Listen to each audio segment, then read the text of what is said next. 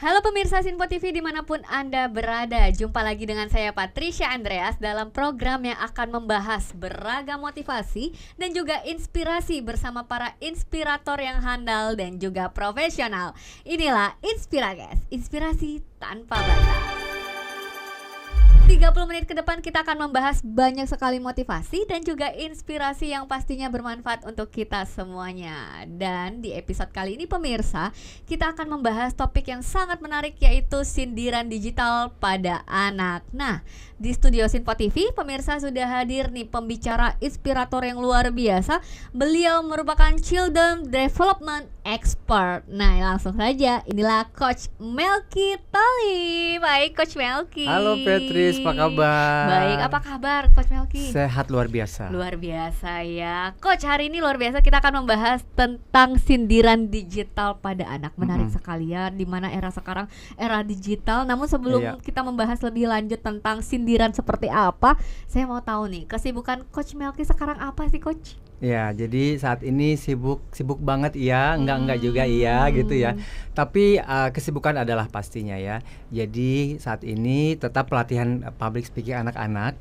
Kita ada setiap Sabtu Minggu juga. Kemudian ada private juga. Saya terima private public speaking anak. Terus event-event anak juga, ada lomba-lomba, kontes, kontes modeling, fashion, kontes public speaking juga ada besok Jakarta Family Week. Wow. Besok ada audisi kedua. Nanti finalnya bulan Agustus. Coach Melky, kalau untuk anak-anak mungkin ada range umur kali, dari umur berapa hingga berapa biasanya Coach untuk mengikuti public speakingnya Coach? Kalau public speaking sebetulnya anak-anak nggak ada batasan umur ya, semua bisa menjadi seorang public speaker. Karena kan seorang anak itu kan sejak kecil udah diajak ngobrol ya, dibacain buku, itu kan bagian dari pembelajaran public speaking. Adanya sebetulnya. Komunikasi. Ada komunikasi. Ya? Tapi kalau mau dalam satu kelas bersama-sama sebaiknya, saya pernah ada kelas anak umur 3 tahun sih. Tapi saya sekarang buka umur 4 tahun ke atas. 4 tahun ke atas ya. Wah, luar biasa. Coach, saya mau tahu nih, awal karirnya itu di tahun berapa Coach Melky? Pertama kali tahun 2012. 2011-2012 kira-kira saat itu. Jadi awalnya memang event khusus buat anak-anak. Awalnya dari anak-anak juga. Anak-anak dulu, event organizer khusus buat anak-anak. Kita buat di banyak acara di mall, di mana-mana di Jakarta, di Bogor, di daerah-daerah juga. Tapi akhirnya saya melihat anak-anak yang tampil baik dalam lomba fashion, modeling, mereka ketika di interview tanya cantik dan ganteng, lucu, tapi masih belum mumpuni, masih belum bisa berkomunikasi. Akhirnya muncullah ide, muncullah solusinya gimana buat mereka bisa selain cantik dan ganteng, kalau lagi audisi, lagi casting, lagi lomba interview, mereka bisa ngobrol, bisa komunikasi. Jadi muncullah public speaking anak-anak ini. Jadi bekali skill lebih gitu ya, skill buat mereka, betul. Jadi muncullah public speaking anak-anak ini, Baby Famous Indonesia, setelah adanya melihat di lapangan bahwa banyak sekali anak-anak butuh buat skill up mereka. Ya, zaman sekarang sudah pasti butuh ya, apalagi komunikasi itu nggak harus seorang pembicara saja ya, nggak harus sebagai inspirator, narasumber, bahkan di keluarga pun kita butuh yang namanya skill public speaking. Karena agar nggak ada yang namanya miskomunikasi. Ya. Pertanyaannya, kenapa Coach Melky ini memilih terjun di dunia anak-anak bahasanya? Apakah emang suka dengan anak-anak mungkin Coach? Iya, kenapa? Itu pertanyaan yang bagus ya. Harus dijawab juga dengan apa yang saya alamin ya. Karena tadi itu pertama karena saya menemukan di lapangan anak-anak tadi ya. Kemudian yang kedua, saya suka anak-anak juga. Dulu juga saya berkecimpung di dunia event organizer dan marketing communication, di mana saya buat juga acara anak-anak. Dan banyak juga anak-anak di sekitar saya dari komunitas-komunitas. Dan saya ingat saya masih kecil itu saya suka jagain anak kecil. Anaknya tante, anak tetangga, ponakan-ponakan. Saya suka dengan mereka dan suka ngajarin mereka main-main bersama. Jadi kakaknya, jadi abangnya gitu. Jadi setelah dewasa dan sampai hari ini ya saya suka melihat anak-anak gitu. Dan saya masa kecil saya juga sangat dinamis ya. Jadi saya terinspirasi banyak hal. Dan yang paling utama, saya pernah bermimpi bertemu dengan banyak tokoh. Yang mereka dengan foto-fotonya masih kecil. Jadi saya melihat bayangan kayak visi gitu. ada historinya dulu. Ada historinya visi. Jadi mereka masih kecil kayak Mahatma Gandhi, Ya. Albert Einstein masih baby kecil kan. Ya. Ini ya jarang dilihat. Jadi saya sempat melihat di mimpi saya dan saya menemukan visi itu. Oke, luar biasa sekali ya. That's why kenapa Coach Melky hadir di sini akan membahas topik lebih luasnya tentang anak-anak ya. Oke, Coach Melky membahas tentang topik kita hari ini, yaitu sindiran digital pada anak. Ya, seperti yang tadi sudah saya katakan bahwa sekarang kita sudah masuk di eranya digital, yang pastinya kita tidak bisa menghindari adanya netizen. Betul. Pasti adanya sindiran bahkan. Betul. Nah, untuk orang tua, untuk kita yang sudah dewasa, mungkin kita bisa menyikapinya dengan bijaksana. Oke, ini mungkin kritikan yang membangun. Betul. Ini adalah hal yang nggak usah kita masukin ke otak Iya, deh, biarin diabaikan aja. Betul, diabaikan. Namun kalau di anak-anak kan masih terbatas ya, Coach ya, untuk berpikiran bijaksana, bahasanya begitu. Betul. Terus bagaimana menyikapinya, Coach? Iya, betul. Jadi sindiran digital itu sendiri muncul ketika saya terinspirasi sebetulnya dengan sebuah film, judulnya Adolescence. Itu lumayan hits di sebuah platform. Jadi di situ diceritakan Jamie, anak usia 13 tahun, which is Gen E ya, dia membunuh anak seumuran perempuan. Kenapa dia bunuh? Padahal Jamie dari keluarga baik-baik, dia anak yang baik, ibunya orang baik, bahagia. Tapi dia punya kecenderungan untuk melakukan itu. Karena apa? Karena terinspirasi dari seorang influencer dan sebuah pemahaman tentang sebuah icon atau sindiran, emoji-emoji yang disebarkan paham-paham tertentu dan anak-anak menerimanya. Dan dia kirim, dia dikirim temannya dan dia merasa tersinggung dan dia melakukan aksi itu.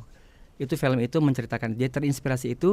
Sindiran digital di dunia anak-anak memang rentan sekali, karena mereka punya bahasanya tersendiri. Anak-anak kan tumbuh di dunia internet itu, tumbuh dengan banyak hal ya. Mereka belajar bukan entertain aja, tapi mereka bertumbuh di dalamnya. Betul, karena pangsa pasarnya atau jangkauannya itu sangat luas ya. Betul. Jadi butuh adanya pengawasan dari orang tua tentunya. Betul. Ya. Coach, karena kalaupun tidak bisa disortir tadi, yang terjadi seperti itu ya, Coach. Betul, bisa ada seperti itu. Jadi ada mungkin pengalaman unik lainnya tentang sindiran ini, Coach. Iya, jadi anak-anak sekarang kita tidak tahu dunianya saat ini dengan bahasa-bahasanya mereka.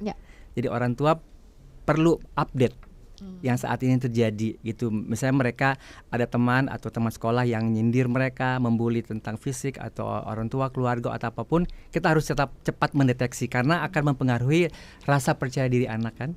Oke, lagi-lagi butuh adanya peran orang tua di dalamnya ya. Terlibat ketika mereka sedang berselancar di dunia. Nah, bahasanya terlibat di dalam kehidupan anaknya sendiri. Betul. Ya. Harus terlibat seperti apa ini, Coach? Maksudnya apakah kita harus sampai benar-benar tahu detail ini, dia harus di handphonenya, di gadgetnya search apa atau seperti apa? Iya, baik. Jadi keterlibatan orang tua memang harus benar-benar terlibat. Harus masuk, mengetahui bahasa-bahasa. Kayak sekarang kan kalau anak Gen E punya mingwing, stigma, bahasa mereka ya. Tapi di dunia digital mereka punya icon-icon. Contohnya film Innocence Adolescence itu dia mengatakan kata-kata incel dengan kacang merah. Nah, di situ mereka sudah punya makna tersendiri. Ya kan? Betul. Apa itu incel? Apa tuh kacang merah? Ternyata pemahaman incel itu kan luas. Seseorang yang hidup sendiri, berselibat segala macam, itu kan ada pemahamannya. Nah, anak-anak sudah tahu itu. Jadi mungkin seperti itu kita harus tahu, masuk ke dalam dunia anak. Jadi harus masuk ke dunia anaknya sendiri, harus navigasi, ikut navigasi bersama-sama. Jadi harus ikut navigasi juga, awasi, mengawasi. kasih waktu, kasih waktu, awasi. Kemudian batasi, kasih privacy juga buat mereka. Oke, apakah dengan orang tua mengawasi anaknya sendiri dalam jangkauan waktu tertentu itu membuat anak menjadi tidak nyaman, Coach? Oke, baik, itu bagus juga pertanyaannya. Karena mengawasi kan bukan berarti memantau dengan was-was ya. Tapi mengawasi dengan friendly. Mengawasi dengan friendly, dengan berteman. Jadi mereka tahu sepertinya tidak merasa digurui, tapi mereka ditemani. Mengawasi dengan emosi dan dengan rasa. anak-anaknya. Jadi nggak hanya merasa bahwa diawasi itu 1 kali 24 jam, Betul. enggak. Namun diberikan kepercayaan bahasanya ya. Betul. Kemudian dikasih batasi, kemudian yang paling utama memberi contoh. Ketika sudah jam sekian, sudah tidak boleh pakai HP, orang tua juga stop sama-sama ya kita. Iya, jadi memberi contoh. Memberi contoh. Oke. Jadi dia tahu penggunaannya, batasi waktunya. Oke, jadi kalau misalnya pun orang tuanya merasa wah ini kayaknya saya lagi butuh untuk kerja main handphone, harus dengan sadar diri ya, Betul. dengan sadar diri untuk bisa mengerem, bahasanya ngerem itu agar anak-anak, karena beberapa penelitian saya baca yaitu anak-anak itu berapa persen gitu ya pasti akan meniru kelakuan tingkah laku orang yang ada di sekitarnya. Betul ya Coach? Betul sekali itu. Dan pengguna anak-anak, pengguna internet anak-anak di Indonesia ada 9,17%. Dari 221 juta pengguna internet di Indonesia. Which is itu sekitar 20.200.000 anak di bawah 12 tahun menggunakan internet HP. Dan usia 1 tahun ke bawah, which is masih sangat balita, mereka juga pengguna HP dan internet.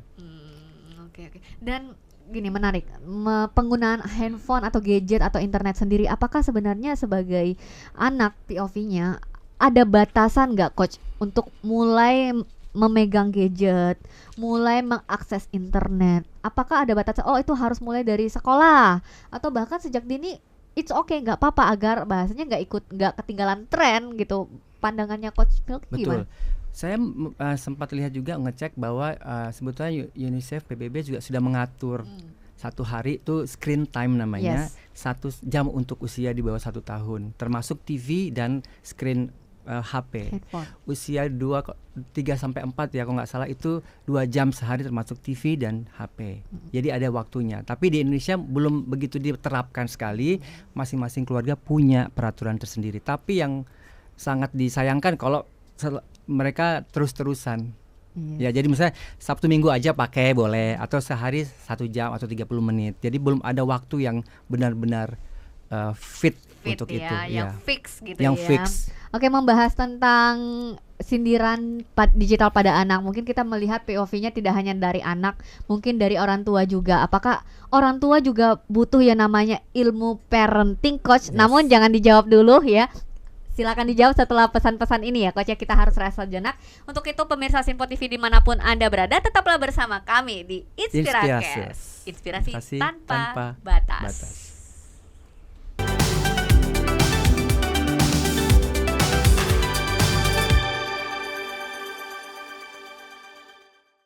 Kembali lagi di Inspiracast, Inspirasi Tanpa Batas. Masih membahas tentang sindiran digital pada anak bersama Coach Melky Tholib. Oke, Coach Melky, sebelumnya kita bahas banyak sekali tentang sindiran. Nah, pastinya peran orang tua itu sangat penting sekali di dalamnya. Apakah seorang orang tua itu perlu yang namanya ilmu parenting?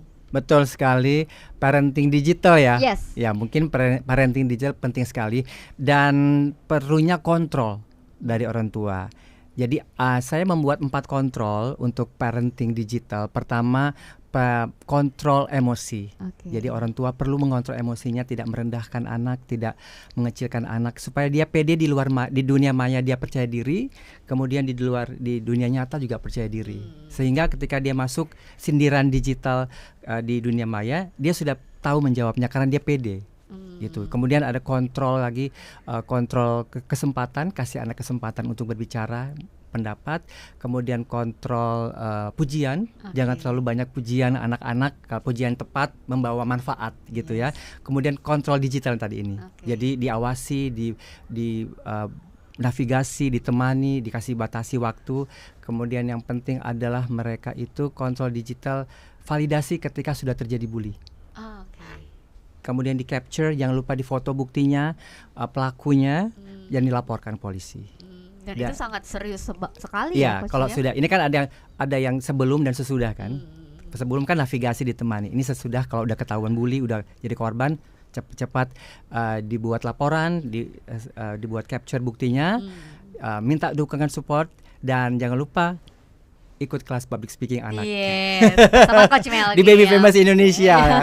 Oke, Coach, menarik. Tadi Coach Melky katakan tentang bullying ya, dimana sekarang banyak sekali ya anak-anak rentan akan bullying. Ya. kenapa anak-anak itu bisa rentan? Iya, gitu, banyak Coach. sekali yang rentan dan Nah. itu kan tren banget, jadi kayak tren ya, membuli itu kayak anak-anak itu kayak Habit ya, jadi gitu kebiasaan. dan turun temurun kan Yes. dari kelas-kelas sebelumnya. Kenapa? Karena anak-anak bully itu memang rentan karena yang bully biasanya tersendiri, suka nunduk kalau jalan, Oke, nggak percaya diri. nggak percaya diri, keluar dari packnya. Kalau singa atau serigala kan punya pack, jadi semakin kuat ada kelompoknya, orang nggak berani ganggu. Betul. Nah, dia keluar dari pack itu sendiri, jadi mudah untuk diganggu. Kemudian ciri-cirinya apa? Dia suka disuruh-suruh, mudah disuruh-suruh sama temennya. Beliin jajanin dong, terus dimintain bekalnya, ya kan? Iya. Berani mereka minta bekalnya, minta. Kalau sekali mungkin nggak apa-apa, tapi berkali-kali berarti dia dibully kan. Kemudian dia tidak berani mengatakan tidak. Oh, selalu yes. Selalu yes. Pokoknya ciri-ciri anak yang dibully itu pasti itu, dan dia tidak bisa mengatakan tidak, dan dia sering disuruh-suruh sama teman-temannya. Kalau sudah terjadi itu berarti telah terjadi pembulian tanpa fisik. Karena ada fisik non fisik ya. Nah, itu sudah bully sebetulnya. Nah, itu sangat prihatin. Oke. Begitu. Dengan fisik maksudnya tadi? Dengan fisik ada yang memukul kan. Kalau Betul. tadi kan hanya disuruh, itu Yes. kan bully. Yes. Disuruh-suruh, dimintain barangnya, dipinjam nggak dibalikin, jajanannya disuruh beli jajan atau bekalnya. Kalau fisik dipukul ya seperti itu. Tapi kan sangat tipis ya, sangat tipis perbandingannya Coach antara emang niat membantu sama dengan karena disuruh-suruh gitu. Baik. Ya, itulah pentingnya orang tua mengajarkan di rumah, menolak kalau ajakan itu tidak sesuai dengan dia, kemudian membatasi, kemudian kalau misalnya udah memaksa, udah tahu dia. Kemudian kalau ada menolong kalau dia minta jajanan sekali nggak apa-apa. Tapi kalau terus-terusan dia sudah harus bilang tidak. Jadi contohnya menolong yang dalam kebenaran, menolong membuat PR-nya dia, dibuatkan PR, kan menolong dalam tidak yang benar kan. Kemudian nyontek, menolong dalam tidak yang benar. Jadi dia harus bisa membedakan menolong yang benar dan menolong yang ini manipulasi seperti itu. Lagi-lagi ada batasan Ada ya batasan, Coach ya, ada ya. batasan yang kalau harus menolong dalam seminggu Betul. 1-2 kali, 3 kali lebih Betul. dari itu kan kita harus sebagai orang tua mungkin mempertanyakan. Iya, kenapa dia diminta terus? Kalau kita sudah bisa kan bilang tidak, anak-anak kan harus diajarkan. Ya. Pentingnya speak up. Makanya public speaking di Baby Famous tidak hanya mengajarkan anak-anak bagaimana bisa presentasi, menjadi MC, pintar ngomong, tapi ketika dia masuk ke dunia sosial dengan teman-temannya, dia berani speak up ketika dia dibully. Nah, itu ilmu yang gak ada di Itu sekolah ilmu, ya. ya. Luar biasa, bisa langsung belajar sama Coach Melky. Betul. Lalu bagaimana caranya Coach agar anak-anak ini bisa terhindar dengan adanya bahasanya rentan bullying tersebut, Coach? Oke, baik. Semua bullying terjadi tentunya karena ada pola asuh atau di rumah. Ya. Jadi bagaimana tadi masuk ke 4 kontrol, bagaimana ayah ibu memperlakukan anak dengan kasih sayang, menghargai, menempatkan dia sebagai seseorang yang sudah cukup bisa diajak tukar pikiran, tidak merendahkan, tidak membentak depan umum, tidak memaki, umpatan, omelan. Itu akan membuat dia rendah diri. Kalau anak rendah diri dalam keluarga, begitu dia masuk ke dunia sosial, rendah dirinya juga masih bisa terbawa. Okay. Jadi perlunya dari rumah untuk kita orang tua menghargai anak, respectful. Respect, memberi ruang, tetapi kita tetap melakukan namanya pengawasan. Betul. Belum lagi kesempatan untuk dia berbicara, ruang kesempatan mendengarkan dia, ruang kesempatan membiarkan dia memilih, supaya dia nggak dikontrol. Anak yang sering dikontrol dan suruh-suruh di sekolah umumnya karena di rumah dia tidak diberikan hak untuk memilih. Tidak ada kesempatan. Kesempatan didengarkan dan untuk memilih. Oke. Gitu. Ini POV-nya sebagai orang tua, Parents. ya. Sebagai parentsnya di dalam keluarga. Nah, kalau kita membalikan posisi kita sebagai POV sebagai anak nih, berkata nih, curhat di bahasanya, anggap aja saya sebagai anaknya, bahwa gimana ya Coach, orang tua saya tuh nggak bisa dikasih tahu Coach, saya kan hanya sebagai anak Coach, nggak ya merasa bahwanya ya cuma anak-anak gitu loh, orang tua saya mungkin lebih banyak pengalamannya. Bagaimana kita harus melakukan itu Coach? Gitu. Sebagai anak. Yes. Menempatkan diri di orang Betul. tua. Baik, setiap generasi punya gap. Ya. Setiap dalam gap itu pasti ada satu hal yang berbeda. Pasti komunikasi. Ya. Jadi orang tua yang bisa mengerti anak itu kan tantangannya di gap tadi kan. Betul. Bagaimana anak menempatkan diri? Satu, anak harus bisa mengerti bahwa orang tua punya luka sendiri. Setiap generasi punya luka kan. Ya. luka itu yang dibawa bentuknya beda-beda, trauma dan luka berbeda. Kalau anak semakin mengerti bahwa parentsnya juga punya trauma, punya luka yang dia nggak bisa gambarkan, tapi terlihat dalam trigger dan cara dia mengasuh. Itu tadi, kalau dia punya luka, dia cara nyuruh anaknya, hey kamu gini-gini gitu, gini, ngomel, begini. Ya. Karena dia mungkin dulu diperlakukan yang sama dari generasi sebelum. Tapi kalau dia sudah sembuh dan pulih, dia akan tahu bahwa parenting anaknya itu ada mindfulness. Nah, gitu. Contohnya dia memuji, kamu hebat, kamu ganteng, kamu apa. Yang dia puji adalah fisiknya. Tapi kalau dia bilang, nah jangan menyerah, usaha kamu lebih kepada prosesnya dan usahanya. Karena dia tahu luka kalau dia bilang, dia memaksakan anaknya seperti orang tuanya dulu, opanya memaksakan dia. Jadi dia tahu cara sekarang. Nah itu orang tua yang sudah mindfulness, sudah tahu, paham. Nah kita anaknya juga harus tahu bahwa kita menempatkan diri mereka harus punya rasa mengasihi orang tua, lebih menghormati, supaya kita nggak mewariskan luka yang sama. Gitu. Ya, luar biasa sekali. Dan kita harus pintar menempati tempatnya sendiri ya. Dulu kan sebagai orang tua harus seperti apa, sebagai anak juga seperti apa. Dan yakinlah kita sebagai anak pasti emang sih punya pengalaman yang berbeda dengan orang tua kita. Dan kita harus akui itu. Dan dengan cara bagaimana ya, kita harus menghormati orang tua kita. Mungkin kita belum melihat sejauh orang tua kita benar ya, Coach ya. Bahkan orang tua kita mungkin bisa lebih ke helikopter view. Kita sebagai anak-anak mungkin juga belum melihat dunia terbuka ini seperti apa, apalagi dunia era sekarang digital seperti apa, sangat kejam bahasanya begitu ya. Bahkan kita harus bijak ya, Coach ya. Lalu apa aja nih tips dari Coach Melky untuk bisa mengurangi anak yang dalam kecanduan internet, Coach? Betul. Sekarang banyak sekali yang kecanduan internet, dan orang tua banyak sekali juga tidak punya jalan keluar. Ya. Karena sering kali saya lihat juga pasti anak-anak akan nangis kalau ditarik HP-nya atau tabletnya ya. Jadi jalan keluar satu-satunya adalah memberikan mereka tetap kesempatan, tetapi diawasi. Ajak mereka keluar, berinteraksi dengan fisik dan alam. Sesuatu yang baru, main kembali permainan zaman dulu, fisik, tinggalkan HP sebentar, misalnya one day no HP, seperti itu. Kemudian jadi contoh lagi. Jadi no HP bersama-sama, jalan keluarnya. Terus kasih pengertian, ini manfaatnya ada, tapi kalau kelamaan mata kamu bisa rusak loh. Ada tuh yang orang tua kasih hitam-hitam gini, setelah pakai ini tadi takut ya, macam-macam lah. Jadi bisa dibuat anak punya tanggung jawab dan memahami HP ini bakal baik atau bakal buruk buat dia. Itu sih sebetulnya. Luar biasa loh. Jadi memberikan impact yang baik bagi anaknya sendiri. Dan anak juga harus aktif untuk bisa menggali ilmu lebih dari orang tuanya, mana yang bagus, mana yang negatif. Jadi terhindar yang namanya sindiran tadi. Dan dia sudah cukup kuat ketika dia terima sindiran. Karena ancaman dari digital pada anak bukan hanya games dan pornografi, tetapi sindiran digital lewat teman yang kita nggak tahu bahasanya. Jika ini, Coach, kalau dari tadi kan kita membahas tentang tipsnya seperti apa dan belum terjadi ya kan, apa yang harus perlu kita hindari. Jika sudah terjadi nih di anak-anak ini, sudah merasa ada mental yang bahasanya mental health ya gitu ya, sekarang tuh sudah mulai ngedrop, anak-anak sudah mulai berasa dibullying, takut apa-apa, gemetar. Orang tua harus seperti apa, Coach? Apakah butuh yang namanya konseling, pergi pada psikiater, psikolog atau gimana? Betul. Pentingnya support system yang pertama kali. Jadi dia tidak sendiri. Jadi orang tua penting punya support system. Jadi teman-teman atau tahu dia bisa memberikan pandangan yang baru atau tempat yang nyaman. Ke psikolog tentunya pasti, cek kesehatannya tentunya harus dilihat sejauh mana dia mempengaruhi fisik dan mentalnya. Penting banget. Dan tentunya orang tua tetap peluk, sayang, dan tetap tegas, HP dikurangi. Oke, terima kasih Coach, luar biasa sekali. Seperti biasa di Inspirakes Coach Melky, kita akan memberikan 3 tips yang luar biasa yang pastinya bermanfaat untuk pemirsa yang dari tadi sudah menonton Inspirakes. Mungkin dari Coach Melky memberikan 3 tips. Mungkin tips yang pertama Coach Melky untuk pemirsa. Ya, awasi penggunaan internet.